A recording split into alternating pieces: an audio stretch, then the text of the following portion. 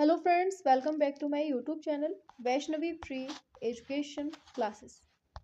Friends, जैसा आप लोग देख रहे हैं कि लास्ट क्लास में हम लोगों ने यहाँ तक अच्छे से पढ़ लिया था। ठीक है, तो आज हम लोगों को नागरिक एवं गैर आदिवासी विद्रोह के बारे में पढ़ना है, जो बहुत इंपॉर्टेंट है आपके एग्जाम के लिए। पहला है सन्यासी विद्रोह। ये 1763 से 1800 के बीच में होता है और इसका नेतृत्वकर्ता आपसे नहीं पूछेगा, केवल इतना पूछेगा सन्यासी विद्रोह कहाँ पर, तो बंगाल और बिहार में होता है। फकीर विद्रोह कहाँ होता है, बंगाल में होता है। आगे आगे चलते हैं। पाइक विद्रोह ये होता है उड़ीसा में। रामोसी विद्रोह होता है ऊना पश्चिमी घाट में। ऐसे ही कित्तूर का विद्रोह पूछेगा तो धारवाड़ के निकट, केवल स्थान याद रखना है इसका। ठीक है, गडकरी विद्रोह की बात करें तो ये कोल्हापुर महाराष्ट्र में। आगे बढ़ेंगे। फराजी आंदोलन बहुत इंपॉर्टेंट है। आगे है फराजी आंदोलन। ये पूछा जाता है 1838 में 58 तक चलता है और यहाँ पर कहाँ पर, बंगाल में, और दादू मियाँ इसके थे नेतृत्वकर्ता, तो ये याद रखना है आपको। कूका विद्रोह बहुत पूछा जाता है 1840 से 41 के बीच में, ये टाइम याद रखना है।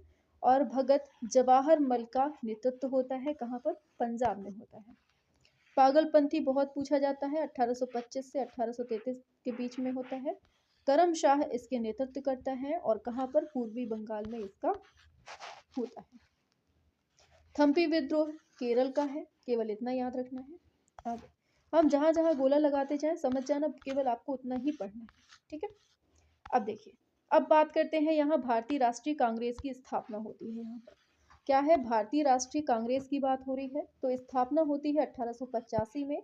किसके द्वारा, A.O. ह्यूम के द्वारा, जिसका पूरा नाम मिलता है हमें एलन ऑक्टेवियन ह्यूम। ठीक है, ये याद रखना है। आगे बढ़ेंगे तो दिया है कांग्रेस का पहला अधिवेशन, बहुत इंपॉर्टेंट है, लाइन इंपॉर्टेंट है। बताओ, कांग्रेस का पहला अधिवेशन जो है वो 28 दिसंबर 1885 को मुंबई के गोकुलदास तेजपाल संस्कृत महाविद्यालय परिसर में होती है। ये बहुत इंपॉर्टेंट है, पहला अधिवेशन। और स्थापना के समय का वायसराय पूछा जाता है, तो वायसराय था लॉर्ड डफरिन। तो यहाँ से जितने फैक्ट बन सकते थे सारे के सारे आपको याद रखने हैं। ठीक है, तो 28 दिसंबर 1885।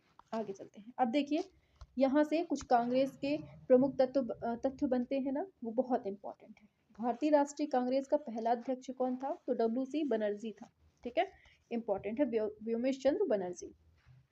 प्रथम मुस्लिम अध्यक्ष कौन था, बदरुद्दीन तैयब। प्रथम यूरोपीय अध्यक्ष, तब आप लगाएंगे जॉर्ज यूले। और प्रथम महिला अध्यक्ष एनी बेसेंट, 1917 की बात है। ठीक है, और प्रथम भारतीय महिला अध्यक्ष सरोजनी नायडू, 1925 की बात है। ये बहुत इंपॉर्टेंट क्वेश्चन है, आपसे बहुत पूछे जाते हैं। ठीक है, आगे चलते हैं। और सबसे युवा अध्यक्ष कौन है, तो ये मौलाना अबुल कलाम आजाद हो जाएगा। अब देखिए, आगे बढ़ेंगे। भारतीय राष्ट्रीय कांग्रेस के प्रमुख अधिवेशन की अब बात करें तो 1885 में जो होता है ना पहला अधिवेशन, बंबई में होता है। और अध्यक्षता किसने की, अभी ऊपर पढ़ा हमने, WC बनर्जी ने की। और इस अधिवेशन में टोटल कितने प्रतिनिधि शामिल होते हैं, 72 प्रतिनिधि जो है यहाँ पर शामिल होते हैं। तो इतना तो आपको याद रखना है। 1886 की बात करें, ये होता है कलकत्ता में। कहाँ, कलकत्ता में। दादा भाई नौरोजी के द्वारा होता है। और पूछा जाता है प्रथम पारसी अध्यक्ष कौन था, तो दादा भाई नौरोजी हो जाएगा। और आगे जो इम्पोर्टेंट लाइन है ना, वो आपको ये याद रखनी है इसमें कि नेशनल एसोसिएशन कांग्रेस का राष्ट्रीय कांग्रेस में जो विलय हो जाता है वो कौन करता है, तो दादा भाई नौरोजी। और डफरिन ने सभी सदस्यों को गार्डन पार्टी पर मतलब यहाँ पर आमंत्रित भी किया था। खैर इतना इंपॉर्टेंट नहीं है, लेकिन ये लाइन इंपॉर्टेंट है। ठीक है, नेशनल एसोसिएशन कांग्रेस का राष्ट्रीय कांग्रेस में जो विलय होता है वो कहाँ पर, 1886 के अधिवेशन में। आगे 1887 में बहुत इंपॉर्टेंट, मद्रास में होता है। बदरुद्दीन तैयब जी जो कि पहले मुस्लिम अध्यक्ष थे, इन्होंने यहाँ की अध्यक्षता की। और सबसे पहले जो तमिल भाषा में भाषण दिया गया वो कौन से अधिवेशन में, 1887 में। शस्त्र अधिनियम के विरोध में प्रस्ताव भी पारित हुए यहाँ पर। ऐसे ही 1888 में इलाहाबाद में होता है। जॉर्ज यूले जो कि पहले अंग्रेज अध्यक्ष थे। ठीक, और जॉर्ज यूले प्रथम मतलब प्रथम यूरोपीय अध्यक्ष थे, ये सभी जानते हैं। और इस अधिवेशन में पहली बार लाला लाजपत राय ने हिंदी में भाषण दिया। तो लाला लाजपत राय ने कब भाषण दिया था, 1888 के इलाहाबाद अधिवेशन में। और 1896 का जो है बहुत इंपॉर्टेंट है। क्यों, क्योंकि यहाँ पर सबसे पहले वंदे मातरम को गाया जाता है। और यहाँ की जो अध्यक्षता की है वो किसने, रहीमतुल्ला ने की है। ठीक है, ये याद रखना। और ये दूसरे मुस्लिम अध्यक्ष हैं और ये होता है कलकत्ता में। कलकत्ता अधिवेशन में ही वंदे मातरम को गाया जाता है। आगे बढ़ते हैं, आगे चलते हैं तो 1905 में आता है बनारस अधिवेशन। ये गोपाल कृष्ण गोखले के नेतृत्व में होता है। इसकी अध्यक्षता कौन करता है, गोपाल कृष्ण गोखले करते हैं। और बंगाल विभाजन की आलोचना की गई यहाँ पर, और स्वदेशी वो बहिष्कार का जो समर्थन है वो यहीं पर किया जाता है 1905 में। 1906 में कलकत्ता अधिवेशन होता है दादा भाई नौरोजी के द्वारा, और नौरोजी के द्वारा स्वराज शब्द का सबसे पहले जो प्रयोग किया जाता है वो किसके द्वारा, दादा भाई नौरोजी के द्वारा, जिसे हम स्वशासन भी बोलते हैं। आगे नेक्स्ट पर आते हैं तो 1907 का अधिवेशन आता है। ये होता है सूरत में। राज बिहारी बोस इसकी अध्यक्षता करते हैं। ठीक है, और कांग्रेस का प्रथम विभाजन, सबसे पहले जो कांग्रेस का विभाजन होता है ना वो 1907 में होता है, जिसमें नरम दल और गरम दल बन जाते हैं। 1911 में होता है कलकत्ता, जो विशन नारायण दर के द्वारा किया जाता है अध्यक्षता। इसमें सबसे पहले जनगण मन को गाया जाता है, बहुत इंपॉर्टेंट है, ये आपको याद रखना है। फिर आता है 1916। 1916 में होता है लखनऊ अधिवेशन। यहाँ पर जो अध्यक्षता की वो अंबिका चरण मजूमदार ने की थी, और बंबई का गवर्नर लॉर्ड विलिंगटन ने अधिवेशन में भाग लिया था।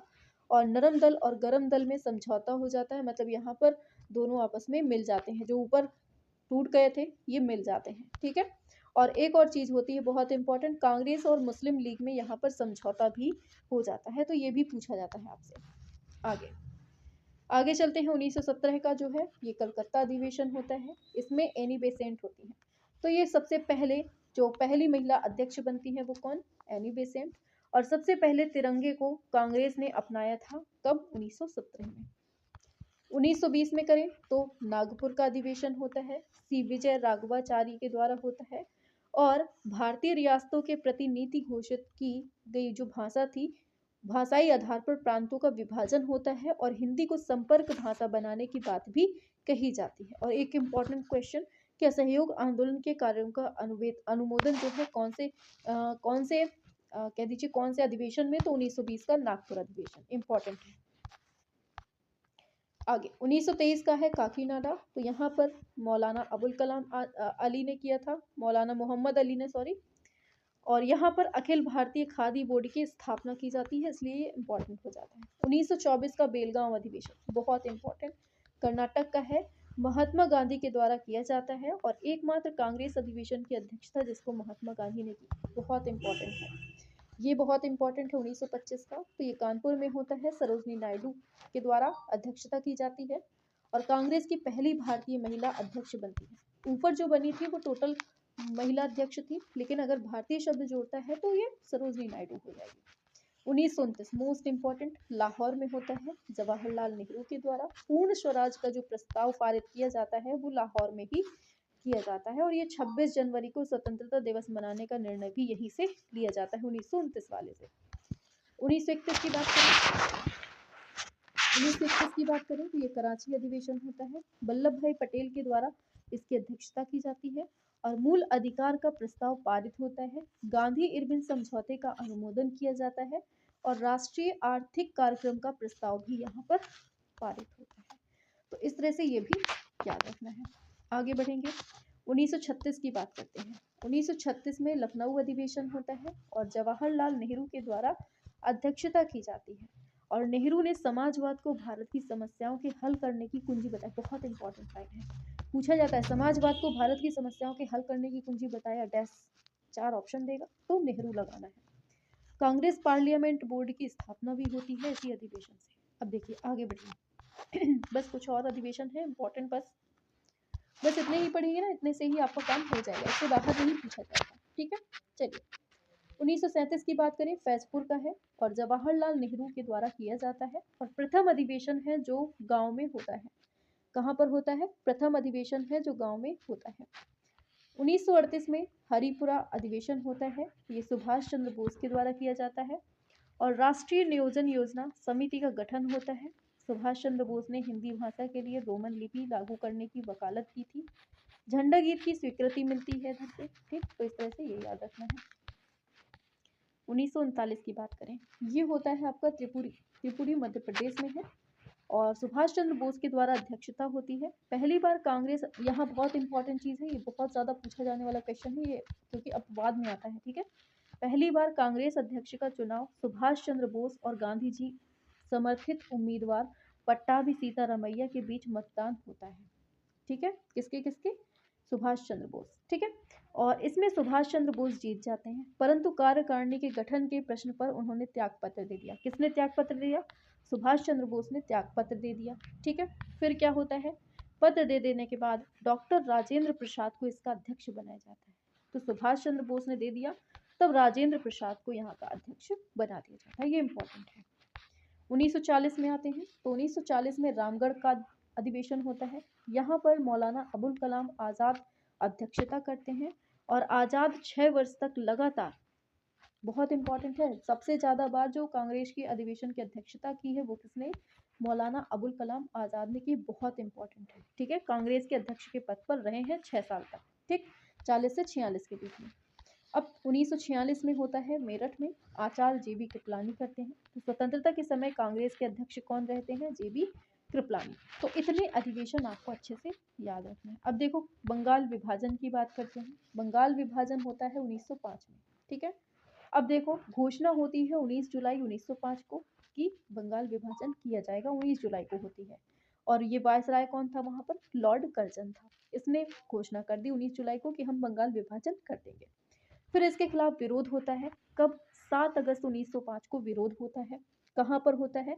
तो कलकत्ता का टाउन हॉल में स्वदेशी आंदोलन की घोषणा होती है और कहा जाता है कि हम हर चीज का बहिष्कार करते हैं जो भी अंग्रेजों से संबंधित है, ठीक है। तो कहाँ पर? कलकत्ता के टाउन हॉल में सभी लोग एकत्रित हो जाते हैं और वहां पर आपका स्वदेशी आंदोलन और बहिष्कार की बात होती है, ठीक है।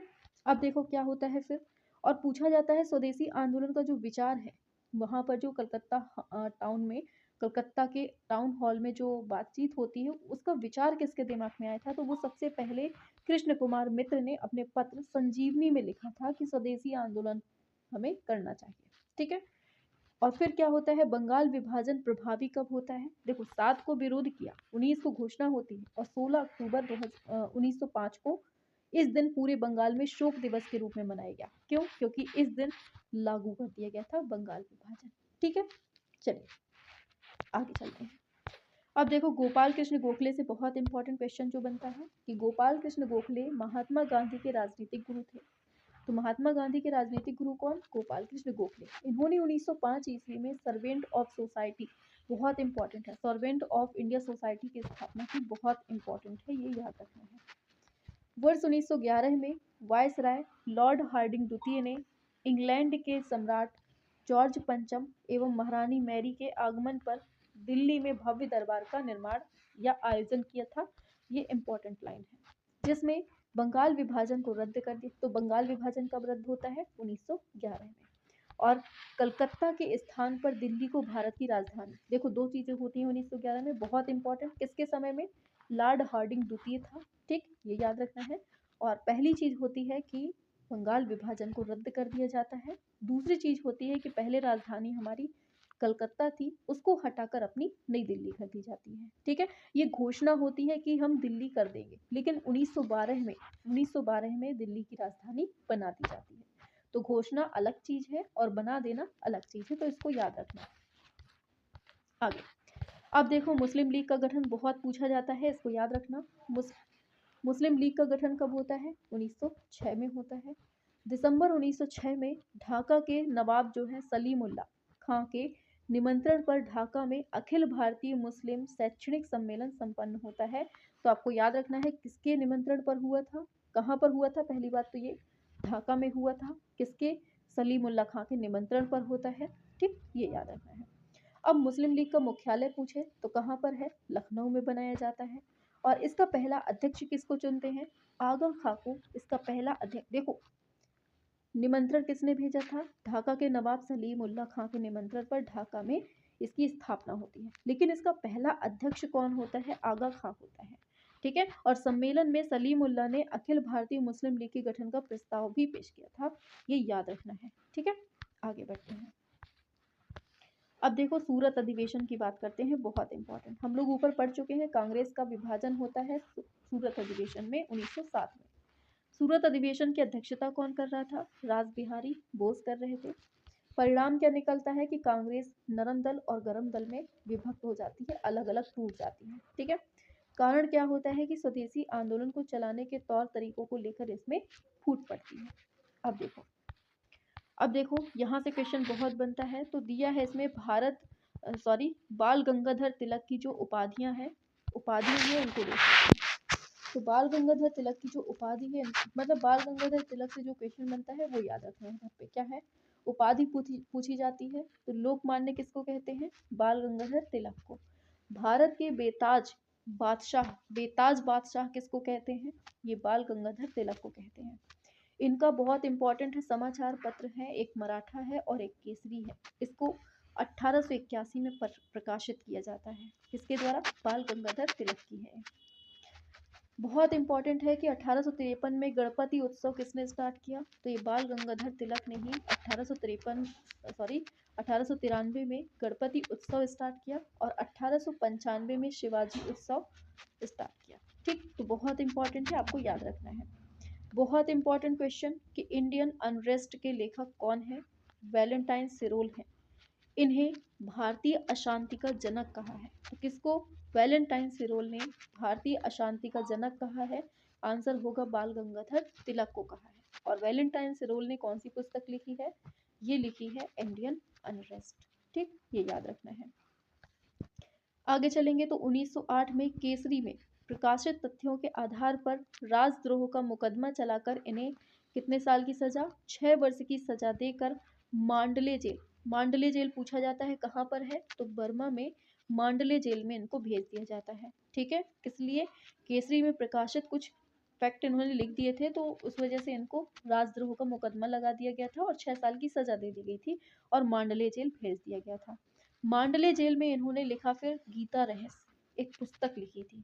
ठीक है, और एक और फैक्ट बनता है इनसे कि तिलक ने कांग्रेस पर प्रार्थना, याचना और विरोध की राजनीति का आरोप लगाया। इन्होंने कहा कि तुम लोग प्रार्थना करते रहोगे तो वो हम लोगों को भीख में कुछ नहीं देंगे, हमें लड़ना पड़ेगा, हमें अपने लिए लड़ना पड़ेगा, तभी हमें कुछ मिल पाएगा। ठीक है, तो ये बाल गंगाधर तिलक की बात थी। आगे बात करते हैं, भारत में क्रांतिकारी आंदोलन का प्रथम चरण आता है।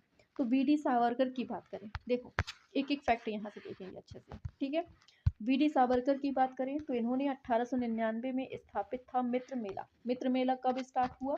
1899 में। किसके द्वारा? वीडी सावरकर के द्वारा। और 1904 में ही एक गुप्त सभा अभिनव भारत, दोनों इंपॉर्टेंट है। अभिनव भारत जो है 1904 में और 1899 में मित्र मेला। क्या होता है कि मित्र मेला का ही नाम बदल के अभिनव भारत कर दिया जाता है। तो समय पूछा जाता है अभिनव भारत कब? 1904 में और 1899 में मित्र मेला। ठीक है, आगे पी मित्रा ने बंगाल में अनुशीलन समिति की स्थापना की। तो याद रखना है पी मित्रा अनुशीलन समिति। आगे 30 अप्रैल 1908 को खुदीराम बोस और प्रफुल्ल चाकी ने, इंपॉर्टेंट लाइन है, मुजफ्फरपुर के न्यायाधीश किंग्सफोर्ड की गाड़ी पर बम फेंककर हत्या की थी। बम फेंक दिया था, लेकिन क्या होता है, किंग्सफोर्ड बच जाता है। ठीक है, ये होता है कि उसकी गाड़ी पर कोई और बैठा होता है तो वो मर जाता है। ठीक, ये होता है। और प्रफुल्ल चाकी ने आत्महत्या कर ली और खुदीराम बोस को गिरफ्तार कर लिया गया और 1908 ईस्वी में मात्र 15 साल की आयु में इसको फांसी दी गई। तो पूछा जाता है कि सबसे कम उम्र में किसको फांसी दी गई थी? खुदीराम बोस को। कब थे, मतलब कितने साल के थे? 15 साल के थे, तब इनको फांसी दे दी जाती है। अब देखो आगे 23 दिसंबर 1912 को दिल्ली में वायसराय लॉर्ड हॉर्डिंग द्वितीय के काफिले पर बम फेंका जाता है और इस घटना में रास बिहारी बोस और सचिन सान्याल की भूमिका जो है मुख्य रहती है। तो ये भी आपको अच्छे से याद रखना है। क्लियर हुआ? आगे बढ़ते हैं तो ये पूछा जाता है विदेशों में क्रांतिकारी आंदोलन। तो देखो श्याम जी कृष्ण वर्मा, इंपॉर्टेंट है। श्याम जी कृष्ण वर्मा ने 1905 ईस्वी में लंदन में भारत की स्वशासन समिति इंडिया होम रूल सोसाइटी की स्थापना की थी। और मैडम भीकाजी कामा ने 1907 ईस्वी में स्टुटगार्ट जर्मनी में अंतरराष्ट्रीय समाजवादी कांग्रेस के सम्मेलन में भारत का राष्ट्रीय झंडा हरा, पीला, लाल रंग का था, ये ध्वज फहराया और इन्हें भारतीय क्रांति की माता कहा जाता है। बहुत इंपॉर्टेंट। तो भारतीय क्रांति की माँ किसको कहते हैं? मैडम भीकाजी कामा को। 1 नवंबर 1913 को लाला हरदयाल ने सैन फ्रांसिस्को में गदर पार्टी की स्थापना की और सोहन सिंह भाकना इस पार्टी के अध्यक्ष हुए। तो गदर पार्टी के अध्यक्ष कौन थे? सोहन सिंह भाकना।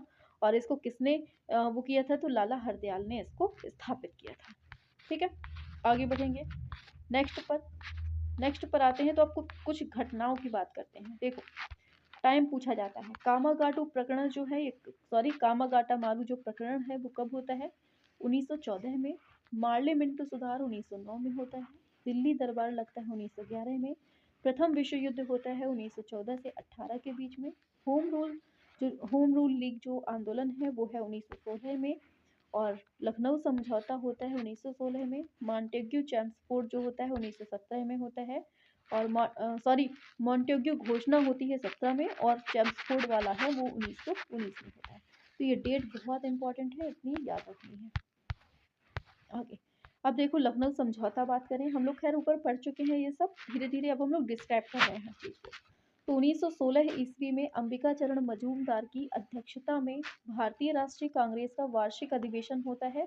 कहाँ पर? लखनऊ में होता है। और लखनऊ अधिवेशन में बाल गंगाधर तिलक एवं एनी बेसेंट के प्रयासों से नरम दल और गरम दल का पुनः मिलन हो जाता है। पहला फैक्ट तो ये याद रखना है।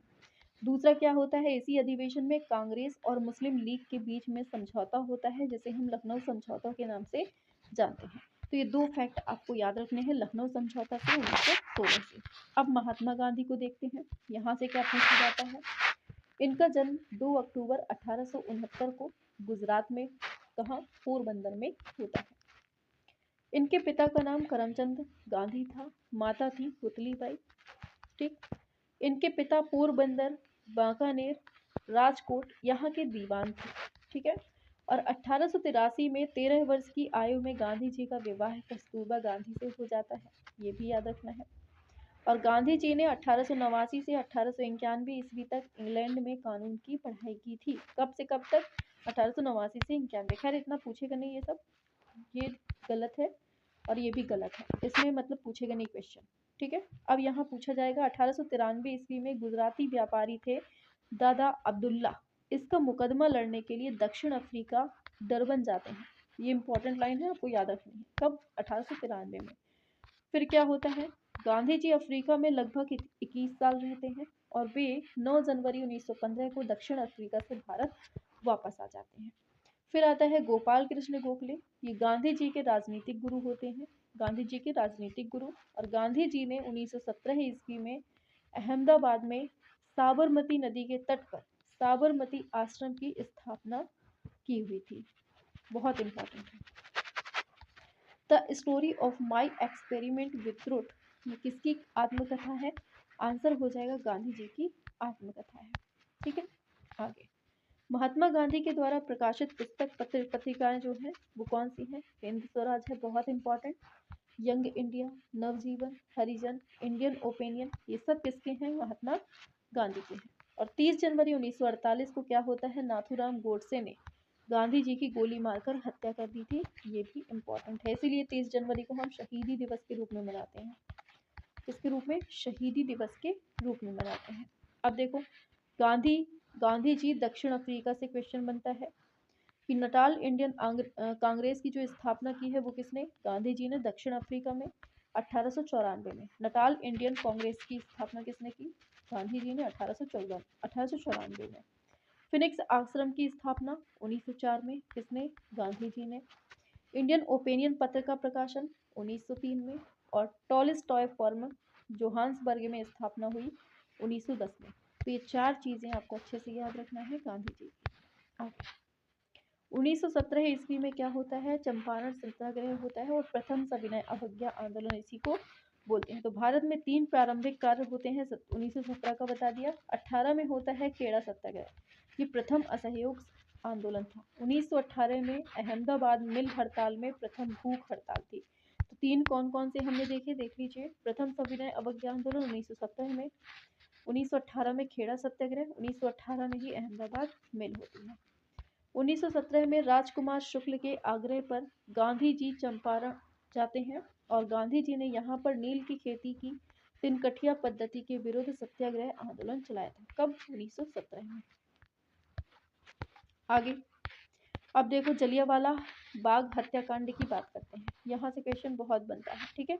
तो हम लोग जलियांवाला बाग हत्याकांड की बात करें तो सबसे पहले दिया है 18 मार्च 1919 को रॉलेट एक्ट पारित होता है और 9 अप्रैल 1919 को पंजाब के लेफ्टिनेंट गवर्नर थे माइकल ओडायर, इनका आदेश हो जाता है कि पंजाब के दो लोकप्रिय नेता सत्यपाल सत्यपाल एवं सैफुद्दीन किचलू, इन दोनों को गिरफ्तार कर लिया जाता है और इस घटना से जनता में बहुत ज़्यादा गुस्सा बढ़ जाता है, ठीक है। और फिर क्या होता है 10 अप्रैल 1919 को अमृतसर शहर में प्रशासनिक सैन्य अधिकारी ब्रिगेडियर जनरल आर डायर को सौंप दिया जाता है, ये जो शहर का प्रशासन है, ठीक है। फिर 13 अप्रैल 1919 को बैसाखी का दिन था, जलियांवाला बाग था और वहां पर एक विशाल सभा का आयोजन होता है जिस पर जनरल आर डायर, बहुत इंपॉर्टेंट है, इसने अंधाधुंध गोलियां चलवाई थी, ठीक, ये याद रखना। इस हत्याकांड के विरोध में शंकरन नायर ने वायसराय की कार्यकारिणी जो परिषद से सदस्यता से इस्तीफा दे दिया था और जलियांवाला बाग हत्याकांड के विरोध में रविन्द्रनाथ टैगोर ने नाइटहुड की उपाधि त्याग दी थी। शंकर नायर ने क्या किया था, वायसराय की पद से इस्तीफा दिया और कांग्रेस ने भी इस हत्याकांड की जांच के लिए मदन मोहन मालवीय की अध्यक्षता में तहकीकात कमेटी का गठन किया। तो ये याद रखना है आपको। आगे बढ़ेंगे, अब बात करेंगे असहयोग आंदोलन की। लाला लाजपत राय की अध्यक्षता में सितंबर 1920 में कांग्रेस का विशेष अधिवेशन कलकत्ता में आयोजित होता है और इस अधिवेशन में स्वराज की प्राप्ति के लिए असहयोग आंदोलन को चलाने की स्वीकृति प्रदान की जाती है, ठीक है, ये याद रखना है। और महात्मा गांधी ने 1 अगस्त 1920 को असहयोग आंदोलन प्रारंभ किया। दुर्भाग्य से इसी दिन तिलक का भी निधन हो जाता है और दिसंबर 1920 में नागपुर में आयोजित कांग्रेस के वार्षिक अधिवेशन में असहयोग आंदोलन का प्रस्ताव अंतिम रूप से पारित कर दिया गया और इस प्रस्ताव को CR दास ने प्रस्तुत किया। इंपॉर्टेंट है, किसने, CR दास ने प्रस्तुत किया।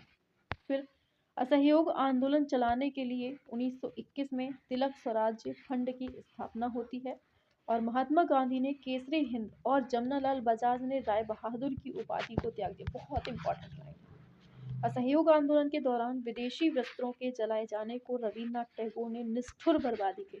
बहुत इंपॉर्टेंट, किसने, रविन्द्रनाथ टैगोर ने कहा था कि विदेशी वस्त्रों को जला दो, क्या फायदा, पैसे तो हम लोग दे ही चुके हैं उनको वस्त्रों के, और जो भी चीजें आप लोग बहिष्कार कर रहे हो ब्रिटिश चीजों का, ये है कि आप खरीदो मत, लेकिन जो आपके पास पहले से ऑलरेडी है, आप लोग खरीद चुके हो, उसको क्यों बर्बाद कर रहे हो, चला रहे हो। तो ये सब चीजें निष्ठुर बर्बादी बोली थी। आगे बात करेंगे, यहाँ तक हो गया। आगे बात करते हैं चौरी चौरा कांड की। चलिए चौरी चौरा कांड की बात करें, फिर इसके आगे बात बढ़ेंगे। चलिए, चौरी चौरा कांड होता है 4 फरवरी या 5 फरवरी भी दे देता है 1922 में होता है। तो संयुक्त प्रांत गोरखपुर जिले के चौरी चौरा नामक स्थान पर यह कांड होता है। इसका कारण क्या होता है कि किसानों के जुलूस पर गोली चलाए जाने के कारण उग्र भीड़ में थाने में आग लगा दी जाती है, जिससे 22 जो पुलिसकर्मी हैं वो मारे जाते हैं। परिणाम क्या निकलता है कि 12 फरवरी 1922 को गांधी जी ने असहयोग आंदोलन को स्थगित कर दिया, ठीक है, ये याद रखना है।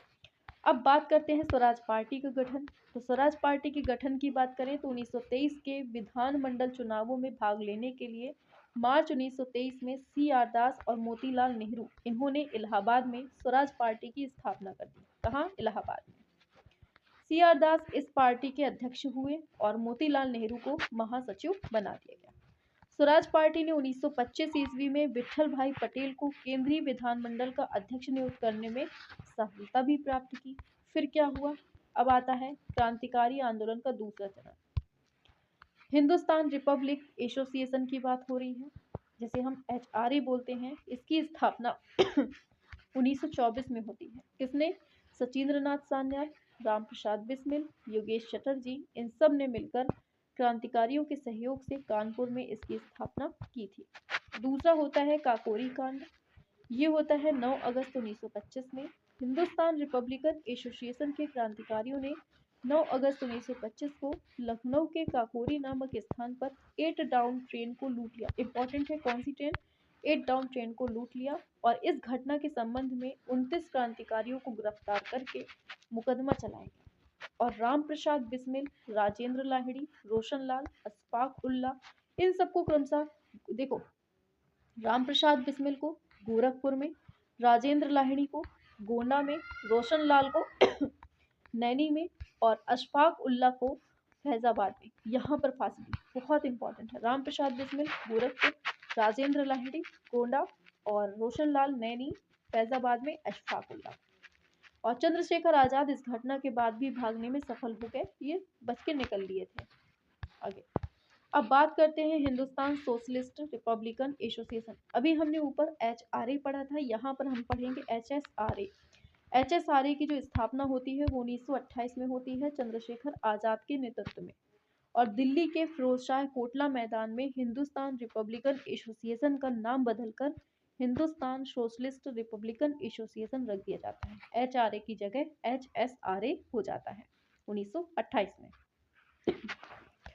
HSRA के संस्थापक सदस्यों में भगत सिंह, सुखदेव, भगवती चरण वोहरा, शिव वर्मा, जयदेव कपूर, विजय कुमार सिन्हा, ये सब के सब HSRA में शामिल थे। 17 दिसंबर 1928 को भगत सिंह, चंद्रशेखर आजाद और राजगुरु ने लाला लाजपत राय की मृत्यु का बदला लेने के लिए लाहौर के सहायक पुलिस अधीक्षक सैंडर्स की हत्या कर दी। बहुत इंपॉर्टेंट है। कब की बात है? 1928 की। फिर क्या होता है? 8 अप्रैल 1929 को भगत सिंह एवं बटुकेश्वर दत्त ने दिल्ली में केंद्रीय विधानमंडल की खाली बेंचों पर बम फेंक दिया। ठीक है। फिर क्या हुआ? भगत सिंह, राजगुरु और सुखदेव पर लाहौर षड्यंत्र केस पर, मतलब सैंडर्स की हत्या जो हुई थी, इसके तहत मुकदमा चला दिया। फिर 23 मार्च 1931 को भगत सिंह, राजगुरु और सुखदेव को फांसी दे दी गई। 27 फरवरी 1931 को इलाहाबाद के अल्फ्रेड पार्क में पुलिस मुठभेड़ के दौरान चंद्रशेखर आजाद ने स्वयं को गोली मारकर हत्या कर ली कि मैं अंग्रेजों के हाथ नहीं आऊंगा, भले ही मैं खुद से ही मर जाऊं। ठीक है, इन्होंने ये काम कर लिया था। फिर क्या होता है? अब आता है गोलमेज सम्मेलन। तो अब हम लोग जो नेक्स्ट क्लास होगी ना, उसमें हम लोग गोलमेज सम्मेलन से पढ़ेंगे। ठीक है, तो हम लोग थोड़ा थोड़ा करके पढ़ेंगे और बहुत अच्छे से पढ़ेंगे। ठीक है, और क्लास पसंद आई नहीं आई आप लोग कमेंट किया करिए। ठीक है, आप लोग कमेंट नहीं करते हैं, कमेंट किया करिए और बताया करिए कि क्लास कैसी लगी है। ऐसी ही क्लास आपको लगातार चाहिए कि नहीं चाहिए, ये सब बताया करिए आप लोग डेली। ठीक है, चलिए क्लास ऑफ कर देते हैं।